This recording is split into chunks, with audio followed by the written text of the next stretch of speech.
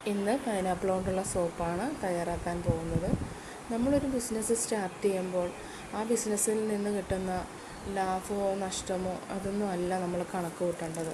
പണമല്ല വലുത്, നമ്മളുടെ പ്രൊഡക്റ്റ് മറ്റുള്ളവരിലേക്ക് എങ്ങനെ നല്ല രീതിയിൽ നമുക്ക് സെയിൽ ചെയ്യാൻ പറ്റുന്നു എന്നും നമ്മുടെ പ്രൊഡക്റ്റിൽ എത്രത്തോളം റിസൾട്ട് മറ്റുള്ളവരിലേക്ക് കൊടുക്കാൻ കഴിയും എന്നതിനെക്കുറിച്ചാണ് ആദ്യം നമ്മൾ ആലോചിക്കേണ്ട കാര്യം. എങ്കിൽ മാത്രമേ നമുക്ക് നല്ല രീതിയിൽ ഒരു ബിസിനസ് മുന്നോട്ട് കൊണ്ടുപോകാൻ സാധിക്കുകയുള്ളൂ.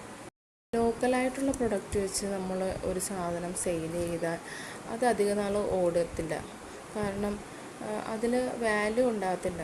2-3 ദിവസം അതിൽ നിന്ന് നമുക്ക് എന്തെങ്കിലും ഒരു ലാഭം കിട്ടുന്നത് കൊണ്ട് നമുക്കൊന്നും നമ്മുടെ ജീവിതത്തിൽ നേടാൻ സാധിക്കുകയില്ല.